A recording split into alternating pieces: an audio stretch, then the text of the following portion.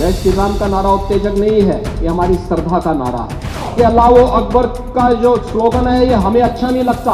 आखिर ये कहां लिखा है संविधान में कि किसी मुस्लिम बाहुल्य क्षेत्र में हिंदू शोभा यात्रा नहीं निकल सकती? और जब आप रोकते हैं तभी हिंदू पक्ष से भी रिएक्शन आता है कि साहब हम भी नहीं जाने देंगे। भाई मुझे आश्चर्य होता है इन बातों को लेकर के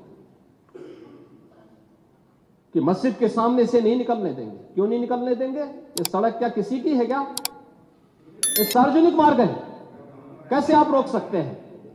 परंपरागत बहराइच में भी वो परंपरागत जुलूस था, परंपरागत जुलूस था, वही मैं कह रहा हूं, परंपरागत जुलूस था। और उसी परंपरागत जुलूस को आगे बढ़ाने के लिए सारे कार्यक्रम संपन्न हुए थे, आगे भी संपन्न होंगे। लेकिन ये चीजें तय करना, ये कहना कि उत्तेजक नारे लगाए जा रहे थे, जय श्री राम का नारा उत्तेजक नहीं है, ये हमारी श्रद्धा का नारा है, हमारी आस्था का प्रतीक है। कल मैं आपसे कहूंगा कि अल्लाह अकबर का जो स्लोगन है ये हमें अच्छा नहीं लगता। नहीं, आपको हम रोकें तो क्या आपको अच्छा लगेगा?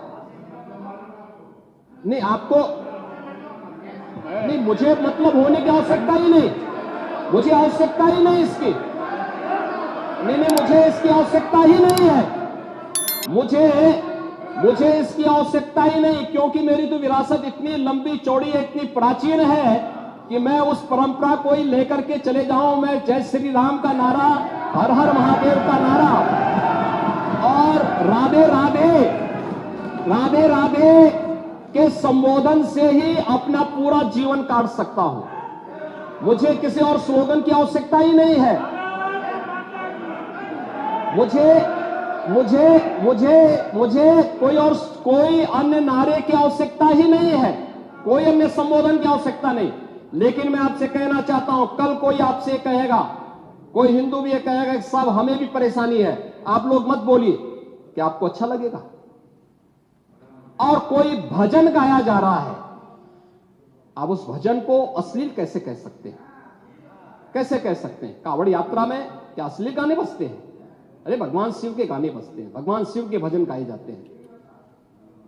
दुर्गा पूजा के दौरान तो शोभा यात्रा निकलती है, जगत जननी मां भगवती दुर्गा के आरतियां बजती हैं, उनकी चालीसा बजती है, हनुमान चालीसा बजता है। ये हमारे यहां शक्ति के प्रतीक भी है और भक्ति के प्रतीक भी है। नहीं तो वही तो ऐतराज है, समस्या तो उसी बात को लेकर के है, सारा विवाद तो उसी बात को लेकर के है, सारा विवाद तो उसी बात को लेकर के है। और मुझे लगता है आपने बाबरनामा पढ़ा होता तो आप मुझसे बहस करते ही नहीं, जिसमें स्वयं मीर बाकी के द्वारा हरिहर मंदिर तोड़ने का जिक्र किया गया है। क्या बात करते हैं आप? और मुझे लगता है ये जितने लोग यहां पर हैं, ये वहां पे कोई नहीं रहा होगा, लेकिन आपके फोरफादर और फोरफादर के आगे की पीढ़ी उसकी भुक्तभोगी रही होगी, इसलिए आज इस स्थिति में आप लोग वहां पे हैं। कुंदरकी में लोगों का एहसास हुआ है, एक दिन एहसास आपको भी होगा और जरूर होगा। और इसीलिए मैं आपसे कहना चाहूंगा कि ये सनातन की जीत है, जो कुंदरकी की जीत है, ये भारत की वास्तविक जीत है, ये भारत के संविधान की जीत है।